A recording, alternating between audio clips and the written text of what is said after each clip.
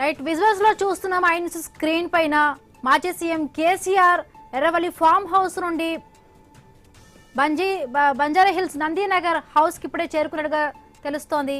కేటీఆర్ కూడా కేసీఆర్ కి అక్కడ స్వాగతం పలుకుతూ ఉన్నారు. సో ఏదో ఒక డాక్యుమెంట్స్ ని కూడా కేటీఆర్ చేతికి అయితే అందించడం జరిగింది. సో లోపలికి కేసీఆర్ వస్తున్నారు. మరి సిట్ విచారణకు కూడా హాజరు కాబోతున్నారు కేసీఆర్.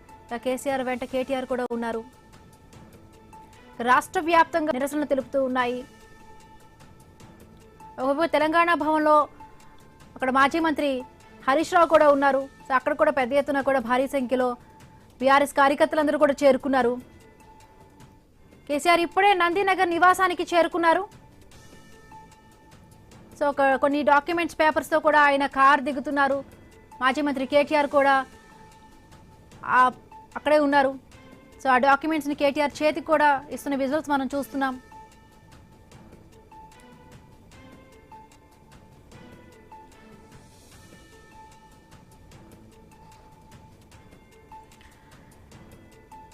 రైట్ ఇక నందీనగర్ నివాసానికి ఇప్పుడే మాజీ సీఎం కేసీఆర్ చేరుకున్నారు. సిట్టు విచారణకు మరి కాసేపట్లో కూడా హాజరు కాబోతున్నారు. రైట్ మాట్లాడుతున్నాం. బీఆర్ఎస్ నుంచి రాజు గౌడ్ కూడా జాయిన్ అయ్యారు. నమస్తే అండి రాజు గౌడ్ గారు, ఎట్లా చూస్తారు? ఇప్పటికే కేటీఆర్, హరీష్ రావు, సంతోష్ రావు కూడా సిట్టు విచారణను ఎదుర్కొన్నారు. సో ఇవాళ మాజీ సీఎం కేసీఆర్ కూడా సిట్టు విచారణకు హాజరు అవుతున్నారు మరి కాసేపట్లో. ఎట్లా చూస్తున్నారు దీన్ని? ఇదంతా 2 years నుంచి చేస్తున్న టైం పాస్ ఉన్నది. ఫస్ట్ ఏమో ఫార్ములా ఈ రేస్ అని కేటీఆర్ గారికి ఇబ్బంది పెట్టిర్రు. తర్వాత కాళేశ్వరం మేడిగడ్డ కాడ అవినీతి జరిగింది, నాసిరకం కట్టిరని ఘోష్ కమిషన్ వేసిర్రు. మళ్ళీ మొన్ననేమో హరీష్ రావు గారికి ఫోన్ ట్యాపింగ్ అని నోటీసులు ఇచ్చారు, సంతోష్ గారికి ఇచ్చిర్రు, ఈరోజు ఫైనల్ గా కేసీఆర్ గారికి ఇచ్చిర్రు. మీరు ఊహించరు, ఒకవేళ కేసీఆర్ గారిపై ఒక చిన్న అభయోగం వచ్చినా, ఆయనపై ఏదైనా నింద వేసినా ఈ తెలంగాణ అగ్గి గుండం అయిపోతుంది. ఒకవేళ బీజేపీ పార్టీకి, కాంగ్రెస్ పార్టీకి దమ్ముంటే మీరు విచారణకు వస్తురు కదా, విచారణకు పూర్తిగా సహకరిస్తామని చెప్పినాం. ఒకవేళ అన్యాయంగా, అక్రమంగా ఏమైనా నిందలేనికి ప్రయత్నం చేస్తే ఈ రాష్ట్రం ఇక ఉండదండి. ఎందుకంటే ఈ రాష్ట్రం తెచ్చింది మేము, ఈ రాష్ట్రం అభివృద్ధి చేసింది మేము. వీళ్ళు కాంగ్రెస్ వాళ్ళు టైం పాస్ చేసుకుంటూ వీళ్ళు చెప్పిన 420 హామీలకు 6 గ్యారంటీలకు దిక్కులేదు. వీళ్ళు ఒకవేళ నోటీసే ఇచ్చేది ఉంటే ఈ ప్రభుత్వానికి గాని, ఈ అధికారులకు గాని రేవంత్ రెడ్డికి ఇవ్వాలి. 6 గ్యారంటీలు, 420 హామీలు ఎందుకు నెరవేర్చలేవు అని ఈరోజు తెలంగాణ ప్రజలు నోటీస్ ఇస్తారు. తెలంగాణ ప్రజలు నోటీస్ ఇస్తారు. ఇప్పుడు మున్సిపల్ ఎన్నికల్లో చెంప పెడతారు వాళ్ళకు. ఇది చూసుకోండి మీరు, ఇది జరగబోతుంది. ఈ భయంతోటే, ఇట్లా ఇది జరుగుతున్నది అనే ఉద్దేశంతో, కాంగ్రెస్ గ్రాఫ్ పడిపోయిందనే ఉద్దేశంతో కేసీఆర్ ను గెలుపుకుందామని చూసుకుంటారు. కానీ కేసీఆర్ కు మీరు ఎన్ని నిందలేస్తే ఇంకా కేసీఆర్ కి 4 కోట్ల ప్రజల్లో ప్రేమ పెరుగుతుంది తప్ప కేసీఆర్ ను ఎవరు కూడా విభేదించరు, కేసీఆర్ ను ఎవరు కూడా వ్యతిరేకించరు. 14 ఏళ్లు సుదీర్ఘ పోరాటి తెలంగాణ తీసుకొచ్చినాం. ఈ తెలంగాణ బిడ్డలు ప్రాణాలు కోల్పోయారు.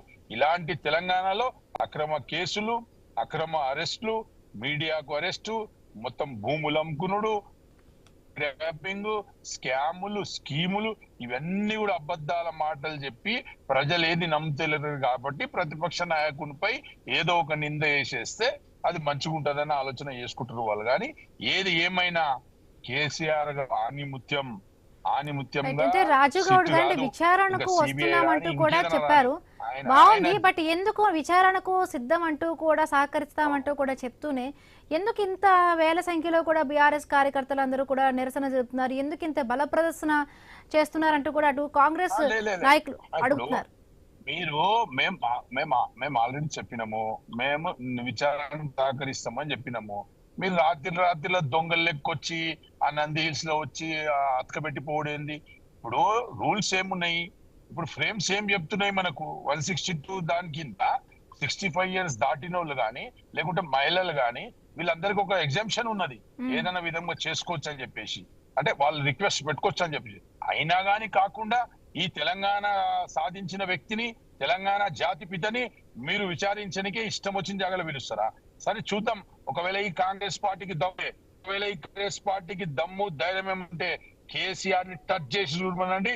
ఈ తెలంగాణలో ఏం జరుగుతుంది, ఈ కాంగ్రెస్ పార్టీ ఉంటదా, కాంగ్రెస్ ఎమ్మెల్యేలు ఉంటారా, కాంగ్రెస్ నాయకులు బతుకుతారా ఈ తెలంగాణలో అని చెప్పేసి ఓపెన్ గా ఛాలెంజ్ చేస్తున్నాం. ఏది 600 గాని వదిలిపెట్టే ప్రసక్తే లేదు. కేసీఆర్ జోలికి వస్తే వదిలిపెట్టే ప్రసక్తే లేదు. మేము కాదు, కార్యకర్తలం కాదు, తెలంగాణ బిడ్డలే బయటికి వస్తారు. ఎంతమంది పోలీసులు కాపాడతారు రేవంత్ రెడ్డికి, ఎంతమంది వచ్చి పేరా వేస్తారు. ఎవరు చేసినా ఢిల్లీ మెడలు ఉంచి తెలంగాణ తీసుకొచ్చిన వీరు మాకు ఈ సీటు తోటి కానీ ఈ కాంగ్రెస్ పార్టీ తోటి భయపడడం లేదు. ఈ రోజు Revanth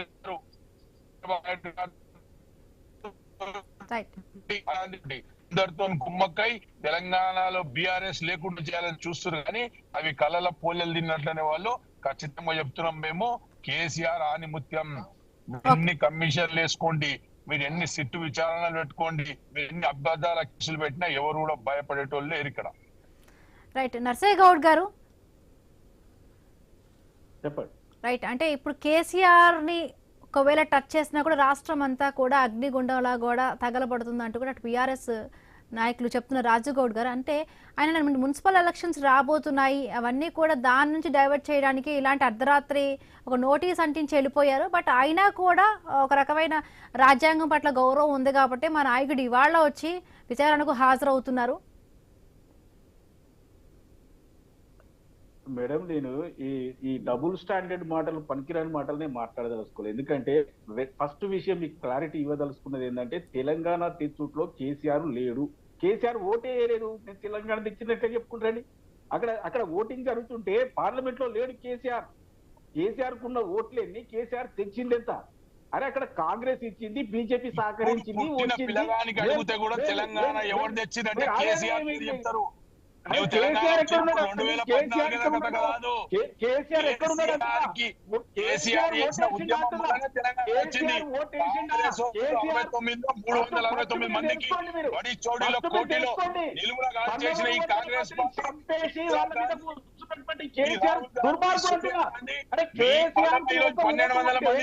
one by one Raju Goud గారు, 1200 మంది బిడ్డలు చచ్చిపోయినారు. ఇందిరాగాంధీ మోసం చేసింది, మీరు నెహ్రూ మోసం చేసింది, మీరు రాహుల్ గాంధీ మోసం చేసింది. రాజుగౌడ్ గారు ఒక్కసారి నర్సయ్య గౌడ్ గారిది విన్నాక మీరు మాట్లాడుతున్నారు. వారు మాట్లాడినప్పుడు నేను విన్నా. వారు ఎన్ని పనికిరాని మాటలు అంటేగా నేను విన్నా. నేను అంటున్నా, కేసీఆర్ పార్లమెంట్ లో ఓటు వేయలేదు, తెలంగాణను సబాటేజ్ చేసిండు, తెలంగాణ ప్రజలు ముంచిండు, 1300 మందిని ప్రాణాలు తీసిండు, దాని మీద కుర్చేసుకొని కూర్చొని లక్షల కోట్ల రూపాయలు దొంగ తిన్నాడు. ఇలా పెళ్ళమ్మోడు మాట్లాడుకునే మాటలు కూడా విన్నాడు. ఇలాంటి దుర్మార్గునికి నోటీస్ ఇవ్వకపోతే ఏం చేయాలని? తెలంగాణలో కేసీఆర్ ను టచ్ చేస్తే కాదు, బొక్కల పెద్ద కూడా ఎవరు బయటకు వచ్చే పరిస్థితి లేదు. కాబట్టి ఇలా మూలకు పడ్డాడు. నేను అంటున్నా, తెలంగాణ ఫస్ట్ నోటుకు ఓటు కేసులో రేవంత్ రెడ్డిని బొక్కలేయాలి. రేవంత్ రెడ్డిని నోటుకు ఓటు కేసులో లోపడేయాలి. రేవంత్ రెడ్డి గారికి రేవంత్ రెడ్డి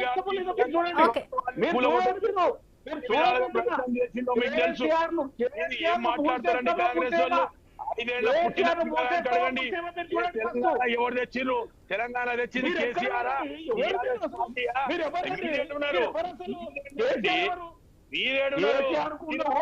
మోచేతిలో నీళ్ళు తాగుతున్నారు మీరు. తెలంగాణ వచ్చింది నాయకత్వంలో. పార్లమెంట్ లో ఓటింగ్ జరుగుతుంటే ఎక్కడో పండుకున్నాడు. ఆయన గురించి మాట్లాడతారు ఎందుకండి? కేసీఆర్ కు సంబంధం లేదు, తెలంగాణకు కేసీఆర్ కు సంబంధం లేదు. కాంగ్రెస్ బీజేపీ ఇచ్చింది, ఆ ఇస్తే దాంట్లో ముఖ్యమంత్రి అయ్యిండు. ఏదో దొంగతాటుగా సబాటేజ్ చేసి సోనియా గాంధీని కాళ్ళు పట్టుకొని ఏళ్ళు పట్టుకొని ముంచేసి వచ్చి ఈడ ముఖ్యమంత్రి అయ్యిండు. కేసీఆర్ కు తెలంగాణ ప్రజలతోటి పేగు బంధం లేదు. అది ఇంత డబ్బులు సంపాదించుకోగానే బీఆర్ఎస్ అని పెట్టారు. ఎవరు కూడా బయటకు వచ్చే పరిస్థితి లేదు. ఒక మీడియా ఏమీ లేదు అక్కడ. అంటే తెలంగాణలో చాలా సమస్యలు ఉన్నాయి. చాలా వరకు రైతులకు ఇప్పటి వరకు కూడా ఎరువులు అందడం లేదు. గురుకుల పాఠశాలలో కూడా చాలా మంది స్టూడెంట్స్ ఫుడ్ పాయిజన్ అయ్యి చనిపోతున్న పరిస్థితులు చాలా వరకు చాలా సమస్యలు ఉన్నాయి. బట్ ఆ సమస్యలంటిపై దృష్టి పెట్టకుండా కేవలం అంటే మొన్న కేసీఆర్ గారు ఒక దీంట్లో మాట మీడియాలో కూడా ఒకటి ప్రసారం అయింది. ఒకటి అంటే ఎవ్రీడే కూడా కొంచెం మానిటరింగ్ చేస్తారు, ఇంటెలిజెన్స్కి సంబంధించి కానీ ఫోన్కి సంబంధించి ఎవరైనా భద్రతకు సంబంధించి కూడా ప్రతిదీ కూడా సీఎం ముఖ్యమంత్రి దగ్గరికి వచ్చి ఆ డేటాకు సంబంధించి ప్రతిదీ కూడా వినిపిస్తారు. బట్ ఇది ఇవ్వడం కూడా పెద్ద మ్యాటర్ ఏం కాదు అన్నట్టుగా కూడా ఆయన మాట్లాడడం జరిగింది. మేడం, కేసీఆర్ చెప్పేటివన్నీ అబద్ధాలే. ఒక అబద్ధానికి ప్యాంటు షర్ట్ వేస్తే కేసీఆర్. ఈ ప్రపంచంలో ఈ తప్పుడు మాటలు మాట్లాడి దొంగ మాటలు మాట్లాడటానికి ఏదైనా అవార్డు ఉంటే ఇవ్వవలసింది కేసీఆర్కే. కేసీఆర్ చెప్పేసి అబద్ధం. మొన్న కూడా బయటకు వచ్చేవాడండి, ఇప్పటి నుంచి బయటకు వచ్చిన నేను తోలు తీస్తానని పోయి అల్లబడుకున్నాడు. కాబట్టి నేను రెండు మాట్లాడతారా అండి? చెప్తున్నా. రెండు మీరు విషయాలు బాండ్ పేపర్ల మీద మీ సోనియా గాంధీ సంతకం పెట్టి 6 గ్యారెంటీలు ఇచ్చి మాట్లాడతారా అండి? కేసీఆర్ ని బొక్కలేనని మాట్లాడతారా? బొక్కలు చూరైతే ఈ తెలంగాణ రాష్ట్రంలో కేసీఆర్ జోలికి వస్తే కేసీఆర్ ఎనికే కూడా వీకేయాలని మీరు ఒక తల ఎనికే కూడా వీకేయాలని చెప్తున్నా. నేను ఎవరు కేసీఆర్ చేసిన తప్పులు ప్రపంచంలో ఎవ్వరు చేయలే. దళితులను ముఖ్యమంత్రి చేస్తారని దళితులను ముచ్చినటువంటి వ్యక్తిని నువ్వు పట్టుకుని సమర్థిస్తున్నావు. అరే ఏం చేస్తా రైతులకు యూరియా పొటాషియం ఫ్రీగా ఎప్పుడు చెప్పిండండి దళితులకు ముఖ్యమంత్రి చేస్తామని?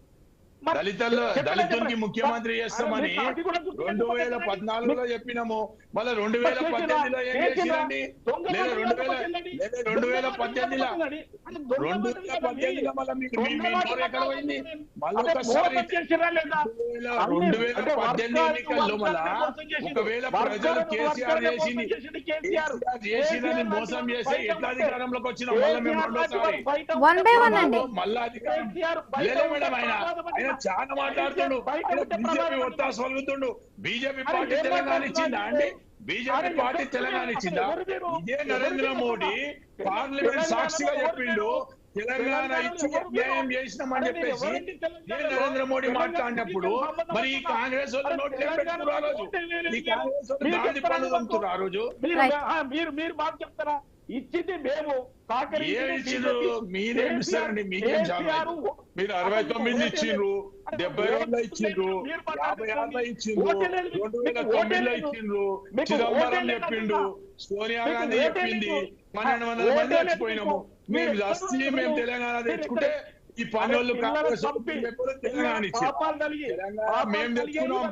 తెలంగాణ 1200 మంది బలిదానాలతో తెలంగాణ వచ్చింది. కేసీఆర్ నాయకత్వంలో తెలంగాణ వచ్చింది. కాంగ్రెస్ లెక్క దొంగల నాయకుల లెక్క తెలంగాణ రాలే. తెలంగాణ తెచ్చింది మేము. ఈ 5 ఏళ్ల పిల్లగాడి నుంచి 90 ఏళ్ల పండు ముసలిగాని అడిగినా చెప్తారు తెలంగాణ ఎవరు తెచ్చిండ్రు, తెలంగాణ తెచ్చిన పార్టీ ఏది, తెలంగాణ తెచ్చిన నాయకుడు ఎవరు, తెలంగాణకు అభివృద్ధి చేసింది ఎవరు, తెలంగాణ తెచ్చింది ఎవరు? కేసీఆర్ లేని తెలంగాణ లేదు. కేసీఆర్ లేని తెలంగాణ లేదు. కేసీఆర్ లేని తెలంగాణ రాదు. కేసీఆర్ లేకుంటే ఉద్యమం రాదు. కేసీఆర్ లేకుంటే ఈ యొక్క ఢిల్లీ మెడల్ వంచము. ఢిల్లీ మెడల్ వంచి తెలంగాణ తీసుకొచ్చినాం. ఏం అడుక్కోలేము. తెలంగాణ తెలంగాణ అడుక్కోలేము. లాక్కొని వచ్చినాం. మేము ఎవరితో అడుక్కోలేము.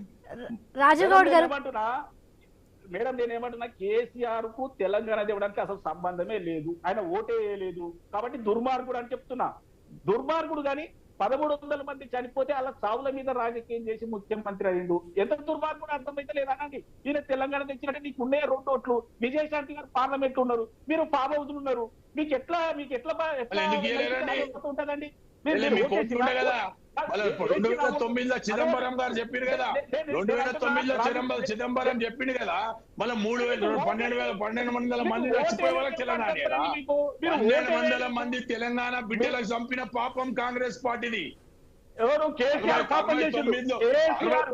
చంపిన పాపం కాంగ్రెస్ పార్టీది.